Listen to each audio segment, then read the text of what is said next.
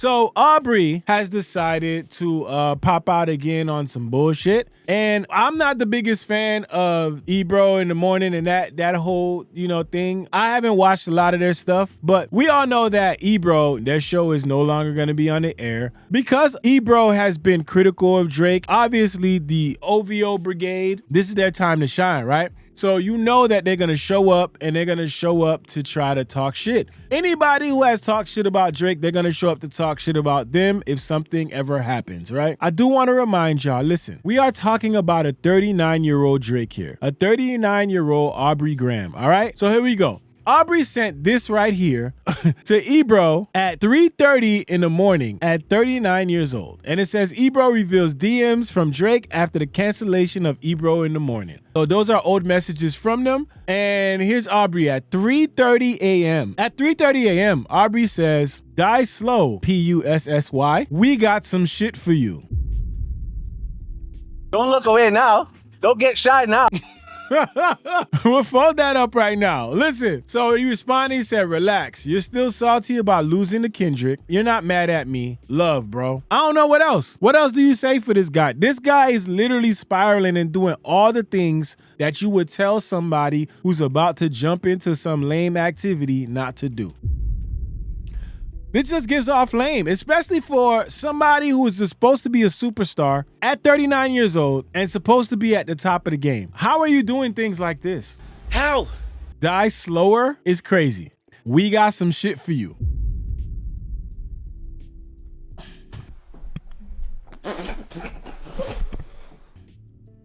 Shit is crazy, man. Now, Peter Rosenberg talked about it, and he is telling Ebro he should sue Drake for texting him after the morning show was done. Drake DMs Ebro, die slower, pussy. We got some shit for you.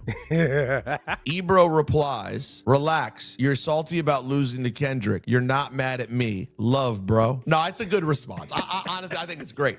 That's a really good response. He's not mad at me. Why would you be mad at me? Mad at me for what? No, stop. He's definitely mad at you, and he's been mad at you. Why? He's 100% mad at you. Yes. Why would he send that? He's mad at me for what? Honestly, What did I do? And you surpassed It's me. literally, it's the most loose DM he's ever sent you. That's crazy. No, that's. And by the way, if I were you, I would do what Drake would do. Sue. This is why I'm telling y'all, this shit will never end because he put the icing on the lame cake. It's like he had a whole cake of lame, right? The cake wasn't ready. He said, nah, let me put the icing on that shit. Let me go sue in hip hop. He put the icing on the cake. Ain't nobody made that cake for you, dog. You made that shit on your own time. So now you got people like Rosenberg telling you should sue. It's now what you're known for. I'm gonna sue. Oh my God. What the hell? This shit is crazy. And the problem is people want people to stop talking about Drake. They want people to stop saying things about Drake. How you gonna do that when this is who Drake is? Y'all just don't want to see that shit, man. And the fandom gets in the way. Feels like a threat. Oh shit. Feels like a threat. Yo, die. It feels like a threat. He said die, and then we got some shit for you. I'm going to court like you, Drizzy. Hey, I mean, what you want people to do, man? Listen, take it to the courtroom. Drake took it there. If Drake taking it to the courtroom, y'all can take it to the courtroom, right? So let's look at some of these comments, man, because I'm sure y'all going to get a little bit hilarious in here. Let's look at some of these comments. So it says, still yet to see Ebro to this day. Can you sue someone for texting you? He bullying an old radio personality, all because a 5'5" Compton nigga embarrassed him. Yo, they ain't lying. It said the pussy is the guy Drake who sued after a rap battle.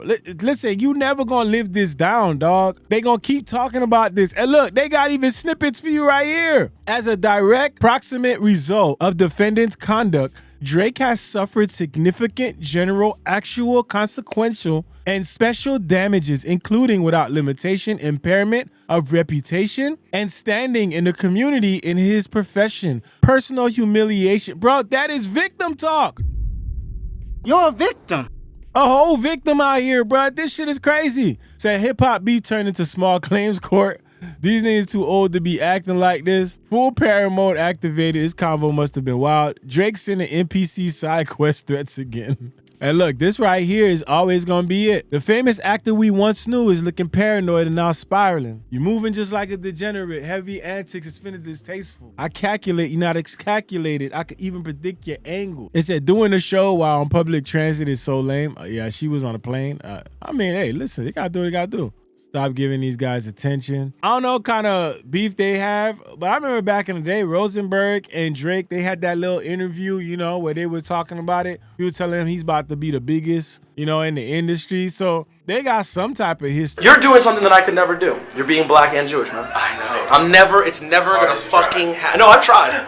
I fucking tried to ask everyone at North Chevy Chase Elementary School and Westwood Middle School. But this is just crazy, man. Sending these threats over DM to Rosenberg after you've seen some shit happen. This shows you how much Drake is paying attention to shit, right? No matter what you want to say, Drake is paying attention to this shit because he wants to see what people are saying to him. And this is proof right here. He's paying attention to everything going on because one, he wants to see what people are saying about him. And two, he wants to see what the public perception is. You know, so, you know, as much as people try to act like Drake don't care, the only person I see that seems like he doesn't care is Kendrick. You got Timothy Chalamet talking about how Kendrick was unimpressed during the battle and he didn't really care. I mean, he was riding around in the car with him. He ain't really care about the shit. Look, let him tell it yourself. You interviewed Kendrick ahead of the Super Bowl. What stuck with you with that conversation? My big takeaway from Kendrick, it was during all the huge beef last year. I was so impressed that this man who was so calm sitting next to me, and I was like, wow, he's engaged in a gladiator sport right now. As much as I love hip hop and all that, I was sitting next to him, I was like, wow, I could not do that. I couldn't believe like you could be that big at war with somebody that big and go about your life. I don't know.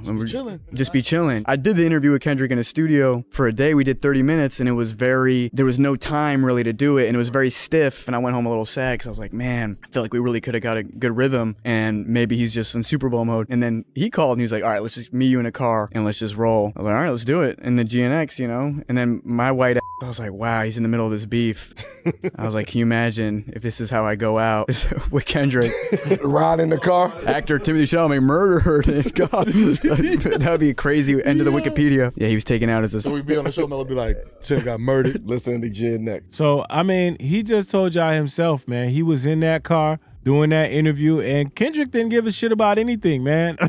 Kendrick didn't give a shit. You know, and it goes on to show how much poise he had during this battle, right? To just be able to still go on with life, right? And not let it consume you. Because as much as people want to say that Drake could have done the same, he did it because he was online posting. He was online commenting. He was online replying to shit. Because the truth is, he knew that he was losing a battle. And he wanted to try to shape public perception any way that he could. I mean, but look, even this, they'd say the same thing here. Says one of the most disrespectful revelations of this beef is how literally everyone from Push to DJ Head to now Timothy Chalamet all confirming how bored Kendrick was during it all. Meanwhile, Drake was in there having the fight of his damn career. I'm fighting for my life.